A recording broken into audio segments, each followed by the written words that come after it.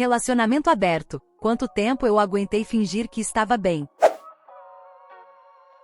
Tem coisas que a gente guarda não porque tem vergonha, mas porque não sabe como começar. Eu fiquei uns 8 meses sem contar isso pra ninguém de forma completa. Contava pedaços. Um pedaço pra uma amiga, outro pedaço pra outra.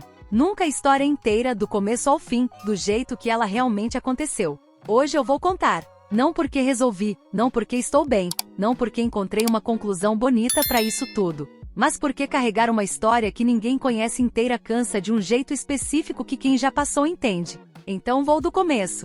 Meu nome não importa. Tenho 31 anos. Sou professora de inglês, trabalho em 2 escolas e faço algumas aulas particulares para complementar. Moro num apartamento pequeno que eu alugo sozinha há 3 anos, numa cidade de médio porte no interior do Paraná. Não tenho filhos. Tenho uma gata chamada Nora que dorme no meu travesseiro e finge que não gosta de mim até que eu abro uma latinha. Conheci o Lucas quando eu tinha 26 anos. Ele tinha 29. Nos conhecemos num grupo de leitura que uma livraria da cidade organizava uma vez por mês. Eu fui porque uma colega de trabalho tinha me chamado e eu não queria ir sozinha num sábado de tarde para casa direto da escola. O grupo tinha umas 12 pessoas. Lucas estava lá pela segunda vez, eu pela primeira. O livro do mês era um que eu tinha achado mediano. E quando chegou minha vez de falar eu disse isso sem rodeios porque não sabia que tinha protocolo de ser gentil com o livro escolhido pela organizadora. Lucas riu, não de mim, com a situação.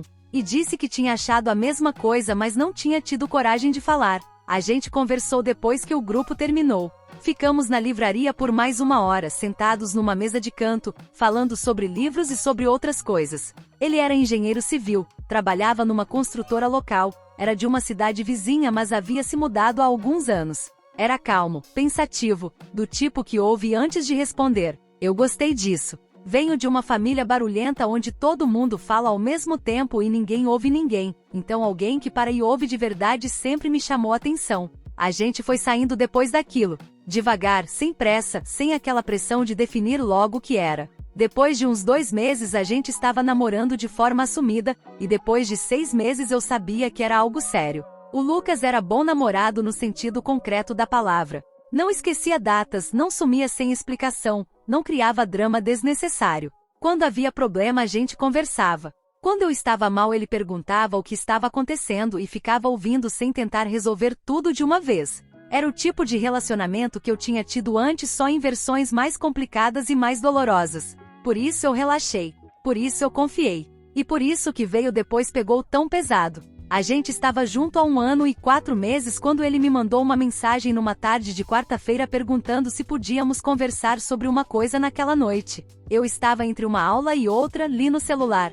Respondi que sim e fiquei o resto da tarde com aquele aperto no estômago que a gente sente quando sabe que uma conversa importante está chegando mas não sabe de onde. Fui para casa dele depois do trabalho. Ele tinha feito jantar, o que era comum, mas estava mais quieto do que o normal. A gente jantou com uma conversa mais leve, sobre o dia, sobre besteiras, e depois dos pratos eu perguntei o que era essa coisa que ele queria falar. Ele respirou fundo. Não de forma dramática, mas daquele jeito de quem está organizando as palavras antes de soltar. Disse que havia estado pensando muito sobre relacionamentos. Sobre o que ele queria da vida, sobre estruturas que a sociedade impõe sem questionar. Disse que havia lido bastante sobre não monogamia, sobre poliamor, sobre formas diferentes de se relacionar que não fossem um modelo padrão de exclusividade total. Disse que queria conversar comigo sobre isso porque me respeitava e porque não queria fazer nada escondido. Eu ouvi tudo sem interromper. Quando ele terminou eu fiz a pergunta mais óbvia. Você quer ficar com outras pessoas? Ele disse que queria ter essa possibilidade. Que não tinha ninguém específico em mente, que não era sobre insatisfação comigo, que era sobre uma forma de viver que fazia mais sentido para ele. Eu fiquei olhando para ele por uns segundos. E perguntei, desde quando você pensa nisso? Ele disse que havia uns 6 meses que estava lendo e refletindo sobre o assunto. 6 meses. Metade do nosso relacionamento ele havia passado pensando nisso sem me contar. Não falei isso em voz alta naquele momento. Guardei. Disse que precisava de tempo para processar. Ele disse que entendia que não estava me pressionando, que eu podia levar o tempo que precisasse. Fui para casa naquela noite e não dormi direito. Fiquei acordada com a Nora no meu peito, olhando pro teto, tentando organizar o que eu estava sentindo. O que eu sentia era uma mistura de coisas que não combinavam entre si. Havia uma parte de mim que estava com raiva, não de forma explosiva, mas aquela raiva surda de quem foi pego de surpresa numa coisa que deveria ser uma decisão de dois. Havia outra parte que estava com medo de perder o Lucas, porque eu gostava de verdade e a ideia de terminar doía. E havia uma terceira parte menor que ficava me dizendo para pelo menos ouvir antes de decidir. Passei uns 5 dias assim. Pesquisei. Li artigos, li relatos, li fóruns. Tentei entender o que era aquilo de verdade, além do que eu achava que era. E quanto mais eu lia, mais eu percebia que havia uma divisão enorme entre pessoas que viviam aquilo de forma genuína e feliz, e pessoas que haviam entrado por pressão ou medo e haviam se machucado muito. Eu sabia em qual grupo eu estava prestes a entrar, mas fui mesmo assim. Marquei um encontro com o Lucas no fim de semana e disse que topava tentar. Que eu tinha condições, que a gente precisava de transparência total, que se eu ficasse desconfortável eu ia falar e a gente ia reavaliar. Ele ficou aliviado. Deu pra ver. E isso na época eu interpretei como algo positivo, como se eu tivesse feito a escolha certa porque ele ficou feliz. Só muito tempo depois eu entendi que o alívio dele não era necessariamente uma boa notícia pra mim. As primeiras semanas foram estranhas, mas não insuportáveis. A gente continuou se vendo com a mesma frequência, continuou tendo os mesmos rituais, o grupo de leitura, os jantares, as caminhadas no parque perto da casa dele aos domingos de manhã. Nada mudou de forma visível, mas havia uma tensão nova que eu não conseguia nomear, uma espécie de vigilância constante que eu desenvolvi sem perceber. Cada vez que o celular dele tocava eu prestava atenção na expressão do rosto dele. Cada vez que ele mencionava algum nome que eu não conhecia eu arquivava mentalmente. Não falei nada disso pra ele, porque havia prometido que ia tentar de verdade, e tentar de verdade, na minha cabeça, significava não demonstrar insegurança. Que lógica estranha é essa? Depois de umas 3 semanas ele me contou que havia saído para tomar alguma coisa com uma mulher que tinha conhecido numa obra que estava supervisionando. Disse o nome dela, Patrícia, disse que tinham conversado bastante, que havia gostado da companhia. Eu disse ótimo. Literalmente disse essa palavra. Ótimo. Fui pro banheiro depois e fiquei com água fria no rosto por uns 2 minutos. Voltei. Continuei a noite normalmente. Assisti uma série com ele, comi pipoca, dei risada nas horas certas. Uma performance que eu nem sabia que era capaz de dar. Naquela noite, no caminho pra casa, eu chorei dentro do carro no semáforo. Não um choro grande, não aquele choro que alivia. O tipo de choro que escapa sem avisar e que você limpa rápido porque não quer se afundar nele. E então me perguntei, por que eu não falei nada? A resposta honesta era que eu tinha medo. Medo de parecer imatura. Medo de que ele dissesse que eu não estava cumprindo o combinado. Medo de que qualquer sinal de desconforto da minha parte fosse interpretado como incapacidade de lidar com aquilo, e que isso me colocasse numa posição de fraqueza dentro do relacionamento. Então eu não falei. E foi essa decisão, repetida semana após semana, que foi me afundando devagar. A Patrícia continuou aparecendo nas conversas. Não com frequência, mas o suficiente para eu saber que aquilo não tinha sido uma coisa de uma vez só. Havia também menções a outras pessoas em alguns momentos, sempre de passagem, sempre com aquela leveza que o Lucas tinha de contar as coisas como se fossem neutras. E eu ouvia, e dizia que estava bem. Ia pro banheiro ou pro carro ou esperava ele dormir para me permitir sentir o que estava sentindo de verdade. Minha amiga Renata, que é a pessoa com quem tenho mais intimidade, começou a perceber que alguma coisa estava diferente comigo por volta do 2º mês. Ela me perguntou uma vez se eu estava bem e eu disse que estava só cansada do trabalho. Ela não insistiu, mas eu vi que ela não acreditou. Eu também tentei sair com outras pessoas. Achei que talvez ajudasse, que talvez eu entendesse melhor o que o Lucas sentia se eu vivesse o mesmo. Fiz um perfil num aplicativo de namoro, conversei com alguns caras, fui num encontro com um que parecia interessante. O encontro foi ok. Ele era simpático, a conversa fluiu, mas eu não estava presente. Ficava pensando no Lucas, no que ele estaria fazendo naquele momento, em como eu me sentia estranha estando ali com um desconhecido enquanto meu namorado estava em algum lugar com outras pessoas. Não fui no 2º encontro. Deletei o aplicativo. Quando Lucas perguntou como estava indo do meu lado, eu disse que ainda estava me adaptando ao ritmo, que não tinha surgido nada que me interessasse de verdade. Ele disse que tudo bem, que não havia pressa. Mas havia uma coisa no jeito que ele disse isso que me incomodou. Uma leveza que parecia um pouco distante. Como se ele estivesse genuinamente tranquilo com o meu processo. mas de um jeito que não me incluía de verdade na equação. Não sei se estou sendo justa com ele ao descrever assim. Talvez ele realmente estivesse sendo respeitoso, mas na época sentiu como indiferença disfarçada de respeito. O terceiro mês foi o mais difícil até então. Havia um fim de semana em que o Lucas tinha um compromisso que ele mencionou de forma vaga, um evento de um amigo. Disse que ia ser a noite toda e que provavelmente ia dormir por lá. Eu disse que tudo bem, que ia aproveitar para ver a Renata. Fui na casa da Renata. A gente jantou, tomou vinho, assistiu besteira na televisão. Foi uma noite boa por fora, mas eu estava com o celular do lado o tempo todo, verificando se havia mensagem dele, calculando mentalmente que horas seriam e o que ele estaria fazendo naquele momento. Renata me pegou olhando pro celular pela terceira vez numa hora e disse: "Me conta o que está acontecendo." E aí eu contei. Não tudo, não completamente, mas contei que o Lucas e eu estávamos num relacionamento aberto, que eu havia aceitado, que estava tentando me adaptar, mas que estava sendo mais difícil do que eu esperava. Ela ficou quieta por um momento. Depois disse: "Você queria isso?" Eu disse que havia querido tentar. Ela disse: "Isso não é a mesma coisa." E eu soube que ela estava certa, mas não quis ir fundo naquilo naquela noite porque eu não estava pronta para encarar o que esse reconhecimento significava. Mudei de assunto. Ela deixou. No dia seguinte o Lucas voltou de tarde, bem-humorado, com aquela energia de quem passou um bom tempo. Me contou sobre o evento, sobre as pessoas que tinha encontrado, sobre uma conversa interessante que tinha tido. Eu ouvi tudo, fiz as perguntas certas, sorri nas horas certas. E em algum ponto no meio daquilo eu percebi que havia me tornado muito boa nessa performance. Boa demais. O problema de ser boa numa performance é que ela é exaustiva de um jeito que não aparece de imediato. Você não acorda um dia completamente esgotada. Vai ficando assim aos poucos, como uma bateria que drena devagar, e você só percebe quando já está em reserva há tempo demais. Comecei a chegar em casa mais cansada do que o trabalho justificava. Comecei a ter uma irritabilidade baixa que eu descarregava em coisas pequenas no trânsito, numa aluna que não tinha feito a lição, numa fila de mercado. Comecei a dormir mais nos fins de semana, não porque estava descansando, mas porque dormir era a única hora em que eu não precisava processar nada. A Nora ficava mais perto de mim nesses períodos. Gatos percebem essas coisas.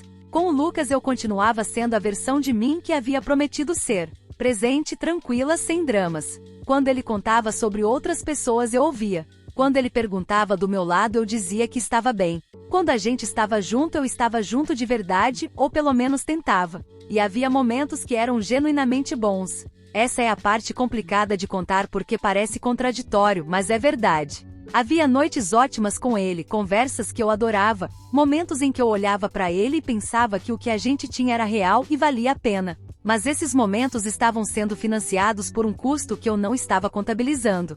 Por volta do 5º mês aconteceu uma coisa pequena que ficou grande na minha cabeça. A gente estava num restaurante, num sábado à noite, e ele recebeu uma mensagem. Ele olhou rapidamente, deu um sorriso pequeno, e colocou o celular no bolso. Não disse quem era. Não era obrigado a dizer, as regras que a gente tinha combinado não incluíam isso. Mas aquele sorriso pequeno, aquele sorriso de mensagem, ficou na minha cabeça pelo resto do jantar. Eu comi, conversei, saí de lá de mãos dadas com ele. E a noite foi boa. Mas aquele sorriso ficou. Não perguntei quem era. Não porque não queria saber, mas porque tinha medo da resposta. Ou pior, medo de que ele dissesse quem era com aquela naturalidade toda e eu tivesse que reagir com a mesma naturalidade. Então fiquei com um sorriso na cabeça por dias. Esse era o padrão que havia se estabelecido. Eu guardava. Ele contava ou não contava. Eu fingia que estava bem. A gente continuava. No 6º mês eu comecei a ir numa psicóloga. Não contei pro Lucas que havia começado. Não por esconder, mas porque não queria que virasse uma conversa sobre o relacionamento antes que eu tivesse processado o suficiente para ter essa conversa. A psicóloga se chama Daniela. Ela não julgou nada. Ouviu a história inteira na primeira sessão, fez algumas perguntas, e no final me perguntou uma coisa que parecia simples mas não era. O que você sente quando está com ele agora, comparado com o que sentia antes dessa conversa? Eu pensei, e disse, sinto que estou sempre um pouco em guarda. Ela anotou alguma coisa e disse que a gente ia explorar isso. Exploramos por meses. Fui entendendo aos poucos que o que eu havia chamado de adaptação era na verdade uma forma de dissociação cotidiana. Que eu havia aprendido a separar o que sentia do que mostrava com uma eficiência que parecia funcional mas estava me custando muito. Fui entendendo também que havia aceitado aquela proposta não de um lugar de desejo ou curiosidade, mas de um lugar de medo, e que construir algo em cima do medo raramente dá certo no longo prazo, mas ainda não havia falado nada disso pro Lucas. O ponto de virada aconteceu de uma forma que eu não esperava. Não foi uma briga, não foi uma descoberta, não foi nada explosivo. Foi um domingo de manhã. A gente estava na caminhada habitual no parque. Era cedo, fazia um frio gostoso, tinha pouca gente. Estávamos andando em silêncio, um daqueles silêncios confortáveis que só existem com pessoas com quem você está bem. E de repente ele disse, como se fosse uma coisa qualquer: sabe, eu acho que tô desenvolvendo um sentimento mais sério pela Patrícia. Continuou andando. Continuou olhando para frente. Eu continuei andando também. Por uns 20 passos eu continuei andando como se ele tivesse falado do tempo. E então parei. Ele percebeu que eu tinha parado e parou também. Virou para mim. Eu não estava com raiva. Não estava com vontade de gritar. Estava com uma clareza estranha. Do tipo que aparece depois que você passa tempo demais evitando uma coisa e de repente ela está bem na sua frente e não tem mais para onde correr. Disse para ele, eu preciso te contar uma coisa. E aí contei tudo. Contei que havia aceitado o relacionamento aberto por medo de perder ele e não porque queria de verdade. Contei que havia passado meses fingindo que estava bem quando não estava. Contei sobre os choros no carro e no banheiro e em silêncio à noite com a nora. Contei sobre o cansaço, sobre a vigilância constante, sobre o sorriso da mensagem no restaurante que havia ficado na minha cabeça por dias. Contei sobre a psicóloga e sobre o que eu estava entendendo nas sessões. Falei tudo isso com calma. Sem chorar, sem gritar. Com uma voz mais firme do que eu esperava que sairia. Ele ouviu. Do jeito que ele sempre ouvia, com atenção, sem interromper. Quando eu terminei, ficou em silêncio por um tempo. A gente estava parado no meio da trilha do parque, com algumas pessoas passando do lado como se nada estivesse acontecendo. Então ele disse, eu não sabia que estava sendo assim para você. Eu disse, eu sei que você não sabia, porque eu não deixei você saber. Ele disse que sentia muito. Que se tivesse sabido teria feito diferente, teria conversado mais, teria prestado mais atenção. E aí veio a parte que foi ao mesmo tempo honesta e dura de ouvir. Ele disse que o que estava sentindo pela Patrícia era real. Que não ia fingir que não era. Que ele havia se descoberto uma pessoa que genuinamente funcionava dessa forma, com mais de uma conexão ao mesmo tempo, e que não conseguia mais imaginar viver de outro jeito. Não disse que me amava menos. Não disse que eu era menos importante. Mas o que ele estava dizendo nas entrelinhas era que o que ele precisava não era compatível com o que eu precisava. E os dois sabíamos disso. A gente ficou mais um tempo no parque conversando. Uma conversa real, dessas que a gente não tinha meses porque eu havia impedido que acontecesse ao fingir que estava bem. No final eu disse que precisava de alguns dias para pensar. Ele disse que entendia. Voltei para casa, sentei no sofá, peguei a nora no colo, e fiquei quieta por não sei quanto tempo. Não tomei nenhuma decisão naquele dia. Mas sabia que a decisão já estava tomada de alguma forma, que eu só precisava de tempo para chegar nela conscientemente. Levou uma semana. Numa quinta-feira à noite eu fui até a casa dele e disse que não conseguia continuar. Não porque o Lucas fosse uma pessoa ruim. Não porque o que ele queria fosse errado. Mas porque o que eu precisava era diferente. E eu havia passado tempo demais tentando me encaixar num formato que não era meu. Ele não tentou me convencer a ficar. Acho que em algum nível ele também sabia. A gente se abraçou na despedida. Um abraço longo, daqueles que tem muita coisa dentro. E eu fui embora. Os meses depois do término foram difíceis de um jeito diferente do que eu esperava. Não foi a ausência do Lucas que pesou mais, embora tivesse pesado. Foi a tarefa de entender o que havia acontecido comigo naquele período. De olhar para aquela versão de mim que havia passado quase 8 meses fingindo e tentar entender por que ela havia feito isso. A Daniela me ajudou muito nesse processo. Não com respostas prontas, mas com as perguntas certas. Fui entendendo que o padrão de calar o que sentia para não perder a aprovação de alguém não havia começado com o Lucas. Havia raízes mais antigas, mais fundas, que o relacionamento aberto só havia trazido para a superfície de uma forma que não dava mais para ignorar. Contei para Renata a história completa alguns meses depois. Ela ouviu tudo, não julgou, e no final disse uma coisa que ficou comigo. A parte mais corajosa de tudo isso não foi quando você terminou. Foi quando você parou no parque e falou a verdade. Eu pensei sobre isso por bastante tempo. Talvez ela tenha razão. Porque terminar é doloroso, mas é uma ação. Mas falar a verdade depois de meses de silêncio, falar sabendo que a resposta pode não ser o que você quer ouvir, isso tem um custo diferente. Hoje faz pouco mais de 1 ano que a gente terminou. Eu ainda vou na Daniela com menos frequência agora, mas ainda vou. Ainda estou sozinha, não porque decidi ficar, mas porque não surgiu nada que fizesse sentido e eu aprendi a não forçar. O Lucas e a Patrícia estão juntos, pelo que eu ouço de conhecidos em comum. Espero que esteja funcionando para eles. Digo isso sem ironia. O que fica comigo não é amargura sobre o que aconteceu. É uma clareza que eu não tinha antes sobre o que eu preciso e sobre o que eu não estou disposta a ceder por medo de perder alguém. Parece simples quando eu escrevo assim. Não foi. Ainda há dias em que eu me pego questionando se tomei a decisão certa. Se eu tivesse sido mais flexível, se tivesse me esforçado mais, se tivesse dado mais tempo. E aí eu me lembro daqueles choros no carro no semáforo. Da Nora mais perto nos fins de semana difíceis. Do cansaço que não era do trabalho. Da performance que havia me custado mais do que eu sabia calcular. E entendo que não era sobre flexibilidade. Era sobre compatibilidade. E compatibilidade não é uma falha de caráter de ninguém. É só como as coisas são às vezes. A Nora está dormindo no meu travesseiro enquanto eu escrevo isso. Ela continua fingindo que não gosta de mim até que eu abro uma latinha. Algumas coisas não mudam, mas eu mudei. E acho que foi necessário, mesmo que o caminho tenha sido mais longo e mais caro do que precisava ser.